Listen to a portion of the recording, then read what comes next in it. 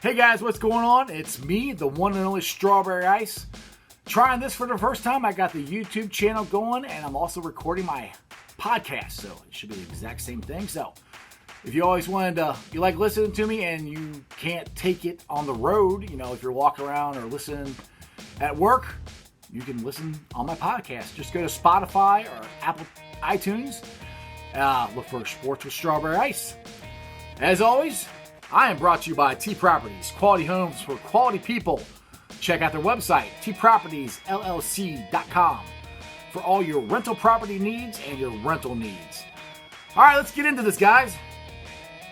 This is a college basketball team I know I have never mentioned in the year that I've been doing my show. Now, granted, this is on my second podcast, but I've been doing the show for a year. The Dayton Flyers. I am very, very excited for the Dayton Flyers. That fan base is fanatical. There's a reason that the NCAA has the playing games. I still call them the playing games. They call it the first two rounds now, but the playing games in Dayton, because Dayton is a great basketball town. But the Dayton Flyers are ranked number 7 in the top 25 this week. That is awesome. The Flyers are 17-2.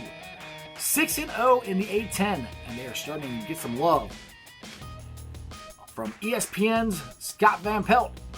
He interviewed Dayton Flyers forward, I hope I don't mess his name up, but Obi Toppin, I think it's Toppin, Thursday night. Toppin is the leading scorer for the Flyers with 19.5 points per game and 7.7 rebounds. So it's nice to see the Dayton Flyers getting some love, getting some recognition. Like I said, the Dayton Flyers, their fans have always been fanatical. They are that's a great college town, and I'm very happy that they're getting some love. Now, we got a big slate of college basketball games this weekend. For some reason, UC's not playing. I don't know why, but that's just the way the schedule goes sometimes. We got to wait till Tuesday for them. But Xavier fans, you guys are playing Sunday at 4 o'clock versus Creighton. You guys are coming off a great win against Georgetown on Wednesday night. That was a much-needed win. Xavier is kind of in the same boat as Cincinnati. They haven't played that great. You don't have any marquee wins yet. This one's pretty good. Other games going on Saturday, locally. You got Louisville versus Clemson, 2 o'clock. Dayton Flyers, they're playing Richmond at 6. And, of course, I didn't forget about you big blue nation. You guys are playing Texas Tech, also at 6 o'clock. So you got the Flyers and the Cats playing at 6 o'clock at the same time. Now, this is something I kind of want to bring up. It's Friday, TGIF. Something that I want to toot our own horn here for the tri-state area. And you know what the tri-state area is? It's Cincinnati, Indiana, and Kentucky. We have some of the best college basketball teams around. I mean, right here in Cincinnati, we got UC and Xavier. They're only a couple miles apart. Go all the way down south, you got Kentucky and Louisville. Up north, Dayton and Ohio State. Ohio State's a good basketball team this year. I don't think nationally our area gets enough credit we don't get enough credit for being good at anything, to be honest, from national media. But as far as college basketball goes, in this area, you can't beat it. They always talk about Tobacco Road and, North Carolina and Duke and Wake Forest and all that stuff.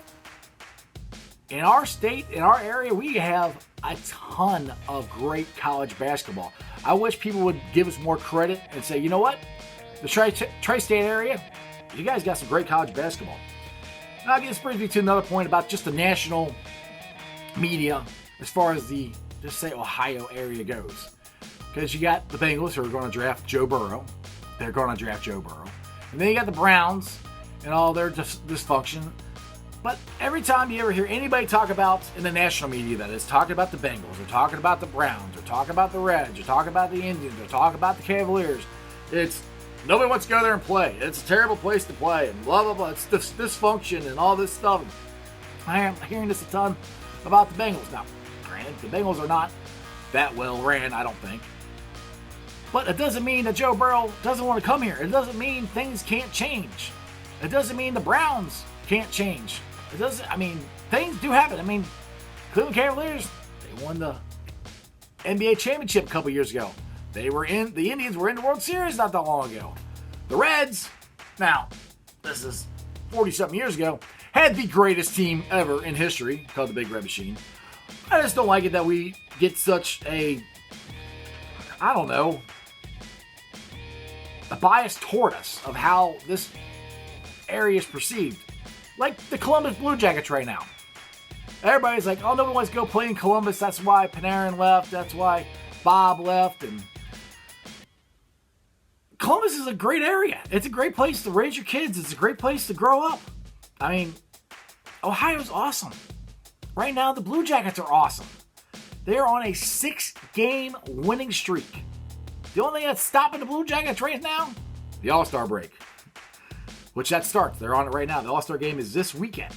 But the Blue Jackets have been unstoppable. In the past 22 games, the Jackets have only lost 2 games. They are 16-2-4 in that span. 16-2-4. They have got to be the hottest team in the NHL right now.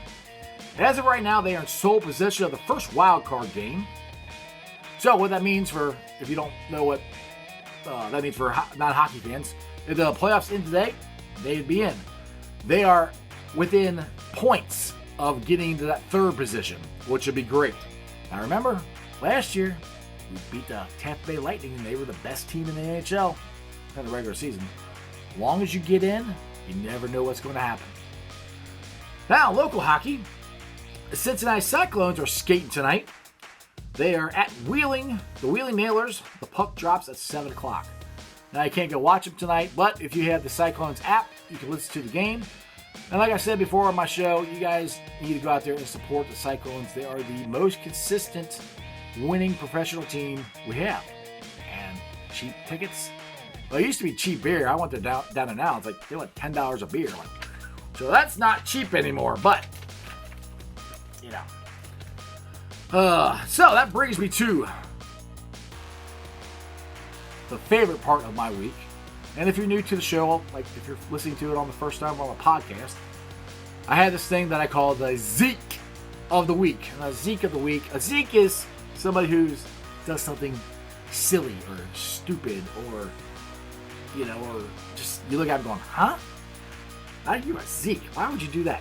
Now, after the bar fight that broke out at the Kansas State game, I think it's pretty obvious who the Zeke or Zeeks of the week.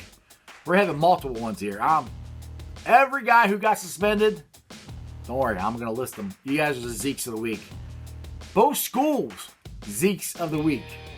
All right, the guy is suspended. Silvio, I can't say his name. DeSalso? Anyway, I know I messed that name up, but I think that it's Silvio. We'll just go with Silvio. He's suspended 12 games by the Big 12. His teammate, David McCormick, suspended 2 games. Hey, Kansas State, you guys are Zeeks too. James Love III, he didn't get much love. He's a Zeke. He suspended 8 games. His teammate, Antonio Gordon, got 3 games. The biggest Zeke out of all of them, and I've said this earlier this week, Silvo. Man, I don't understand. You guys are winning. I know the dude stole the ball from you. Go block the shot, walk off the court. The game was over. Not only did you not do that, you stood over the guy. Then you started swinging, and then you decided to grab a stool. Thank God you didn't swing that. Now, you can look at the video. People say that assistant coach grabbed it out of his hand. It looks like he dropped it too. Either way, that was the smartest decision he had after he picked it up, is he dropped it. I don't understand how you get that heated in that situation. I understand it's a rivalry game, but that's just ridiculous. Anyway, you guys are the Zeeks of the week. All right, guys, that's just sports, baby. Make sure you guys follow me on Facebook, Twitter, YouTube, because if you're watching this, you can see me. And like I said, I got a podcast on Spotify and Apple iTunes. Like I said before, that's just sports, baby. Take it easy. See ya.